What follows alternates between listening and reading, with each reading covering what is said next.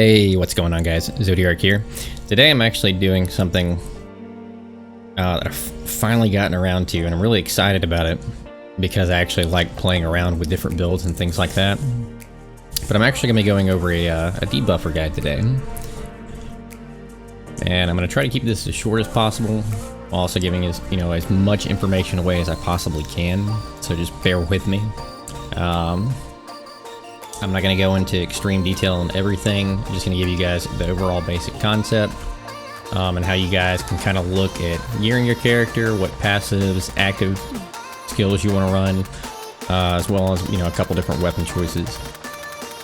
So basically on my character right now, I have a whip equipped. Obviously I have my EX skill debuffer here at the top. But the reason I'm running whips, we're actually going to go to the skills tab really quick, the skill tree. And we're going to come down here and we're going to look at, briefly do a quick glance through at the actual whip sword skills. Most all of these skills are geared towards some type of debuff. Now currently in game there are only really two characters that can use whips, your main character and Eldry, which this is my intent and plan for Eldry. Unfortunately right now my proficiency isn't as high as I would like it to be. I'm only around 350 for whips. So that's why my stats look the way they do when I go through the stats page and all that. So don't pay the stats too much attention. Just, it's more of what I'm going to give you and what I'm going to explain to you is how to set that up. You can min-max the stats and gear later. But every single one of these skills has at least some type of debuff. Swing whip, target suffers attack down. Drop crash, chance to inflict hit targets with special accuracy down. And I can sit here and I can pretty much go through all of them. I'm not going to go through all of them for the sake of time. Turnover, inflicts target with defense down. Now they all have their separate little sword skill stats or whatever, different points in times you would use them on an opponent. But for the most part, generally they all have some sort of debuff. So let's look at how my skills are set up here. I've got turnover, catch move, track strike, scoring beat. My combo finish, I have swing whip. And that's just the reason I have it set up like this is so I can get basically as many debuffs as I possibly can off of each one of my individual sword skills. Generally speaking, the debuffs themselves, they last about 10 to 14 seconds. So I'm trying to rotate between these sword skills as quickly as I possibly can to keep the debuffs up on the opponent. Whips aren't the only choice in weapon, however they do have the most options as far as debuffs. There are a couple other ones. You can use one-handed swords. They do have a couple of different things. In particular, this one inflicts hits foes with attack down. Daggers also have a couple that have a couple different debuffs. Removes defensive status, inflicts foe with defense down. And there are a couple other ones. You can browse through the different weapons to see kind of, it's all going to depend on you at the end of the day. What you want to play with, that's completely up to you. For my preference, in my opinion, whips are the absolute best weapon to run for debuffer. So now that we've kind of hit on weapons, let's talk about stats. Now, first and foremost, obviously the most important stat you're going to want is accuracy. Unfortunately, mine's only 99. Like I said before, weapon proficiency isn't that high. And the higher your weapon proficiency, guys, the higher your accuracy stat is going to go. For every 10 proficiency you have in a weapon, you actually gain 1 point of accuracy. So at 1,000 proficiency, you gain 100 flat accuracy, without any dexterity or anything else involved. So this is just my current setup. Again, don't pay attention to the gear. The more important things that I want you to look at is, what's on the gear. And they're, I've just got Sacred Inferno +1 equipped. There are better whips, more suited to play with this class. Excuse me. There's actually a whip that has special accuracy on it. Anyway, so accuracy is your first important stat. You want to have enough accuracy to hit the actual mob you're trying to hit, whether it be Divine Beast, Raid Boss, whatever it is. you guys, have a good general understanding of accuracy. The second stat, and unfortunately we can't see this stat, is the second most important stat to this build, is going to be special accuracy. Now, we're going to go into my passive skills and all that in just a minute, but the big thing I'm going to point out here, DeBuffer automatically gains 10% special accuracy. So keep that in mind. Special accuracy is actually your percentage to hit or inflict debuffs on the opponent. Oop. And I just took off my Bangle Premonition. Let me put that back on there really quick. And sorry guys, I apologize. I'm actually horrible at recording. I'm way better live streaming.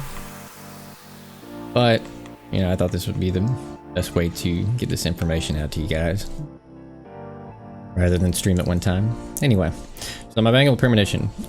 You'll notice that I have the Rule by the Strong on there. Rule by the Strong is actually a debuff.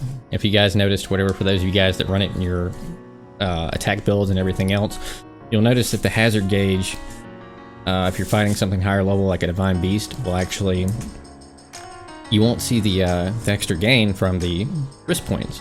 And I was wondering what was going on with that myself as I was a player coming up. Rule by the Strong is actually a debuff. So one of the key components of this build is actually being able to stack that debuff on beasts like Divine Beasts and the raid bosses.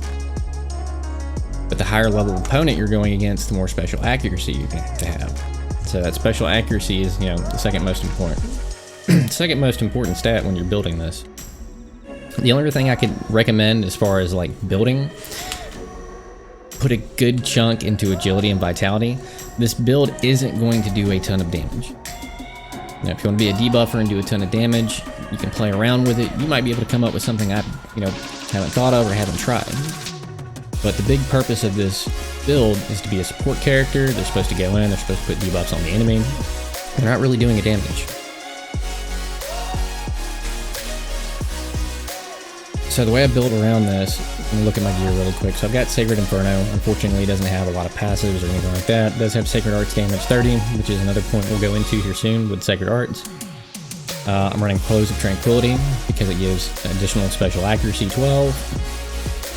And the Dexterity because my accuracy is super low. Running Bangle of Premonition for the Vitality and the Rule by the Strong perk. And then Lightning Boots to give me the extra evasion, as well as some more agility and strength. Now, you can do whatever you want to with this, guys. I just recommend, get your accuracy cap, get you enough vitality to where, the character can take a hit. I have 30,000 health in this build right now. If you're doing this for an NPC, and they're not really going to be doing any damage at all, your party members, unless you got them, spec'd and geared out a certain way. You get more vitality. That way, if they take a hit from the Divine Beast, raid boss, whatever you're doing, they can take a hit.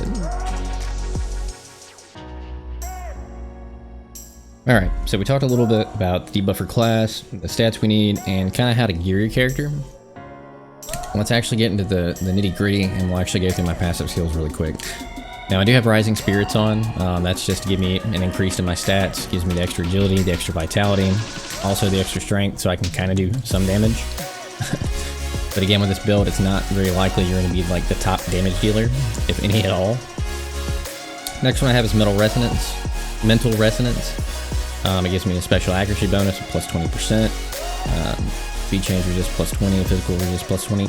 The other two stats on the bottom aren't so, important. The big thing is that special accuracy, because it is super, super important when it comes to debuffing opponents. I'm running a second Rule by the Strong. Now, I haven't actually tested this to see if it stacks with the secondary one from the accessory that I'm running, Bangle of Premonition.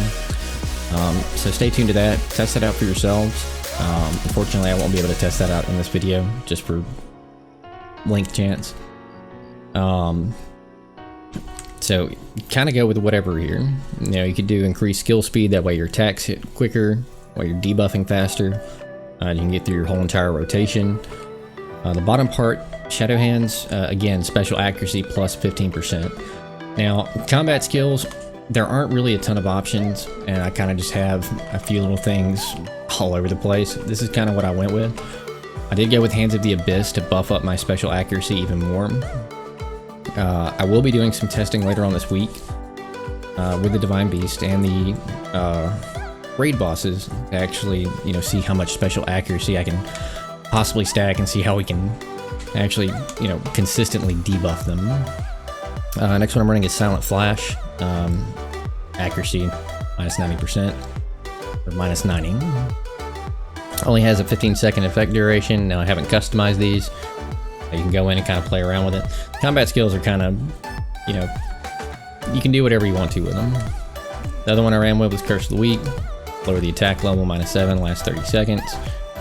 And then Mind Break, scrambles the target with mine and hazards them. Super useful in certain situations. You can immediately hazard an enemy. I guess the big thing you can take away from this is passive-wise, run Metal Resonance, run Shadow Hands. The other two are kind of up to you, what you want to run.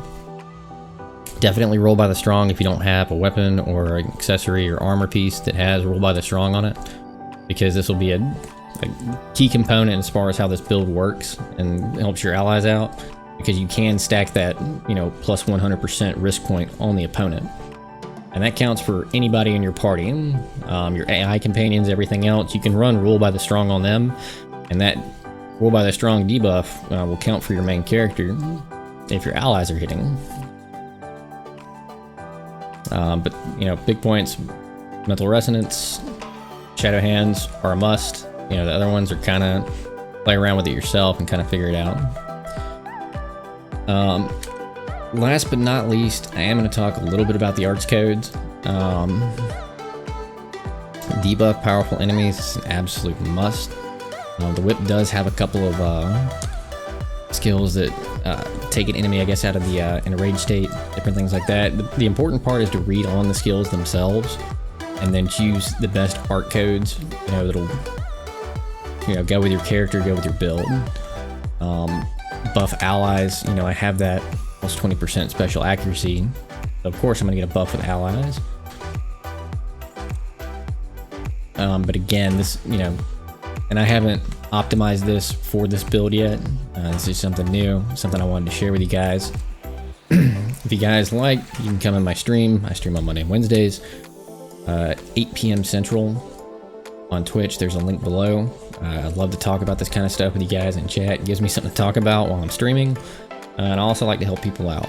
So feel free to hit me up there. There's also a link to our Discord below. You can always reach out to me in our Alicization Lycoris channel. Just at Zodiark. Hey, what do you think about this? You know, I'm down to talking. I love talking about, you know, different crazy ideas we can do in gaming. Last thing I will hit on before I end this video, and so I haven't actually looked too much into this yet, but Darkness, Dazzling Aura, the vulnerable enemy with power of darkness, sealing off some skills. Fireball of dark energy with high attack, with low accuracy, obstructs enemy actions. A couple of these can also be used to debuff the enemy. So look through these. I won't go through them for the sake of time, but a lot of them can actually, you know, do different things. The Crystal Bind, level 3, super useful. It can actually stun opponents and everything else. I don't know how effective this would be on a Divine Beast, but, you know, that's why I gave you guys the basics for the build.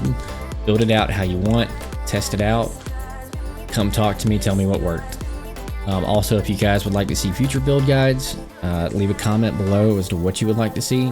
Go in the Discord, hit me up on Twitch, any of those things, guys. I'm here. I love doing crazy stuff. I love trying new things. Last but not least, and this is the last thing I'll leave before I end this video, I have created a Master Alicization Lycoris worksheet on Google Docs, and I've shared that out to the community. My gift to you guys for all the support and everything else, and I hope it can help out some new players. But there's material locations, there's drops for the raid list, all the raid dungeons. We're working on the skill list right now for active combat skills, all that stuff. We have all the cooking recipes, alchemy recipes, blacksmithing recipes, There's a weapon upgrade chart on there that'll give you all the different components you'll need to weapon upgrade. There's just a lot of information on there, and it's great for newer players or people who are just now getting into the game. I'll also have the link for that in the comments below. Alright guys, thanks for listening to me ramble on here. Hit the subscribe button if you like the video, like the content. I do try to put out new videos weekly, but I do work full time, so it's hard to get all the video editing done and get all the content out there to you guys. A lot more exciting things I want to do. We'll just see. I'll have them out at some point. Thanks again, guys, for watching. We'll see you next time.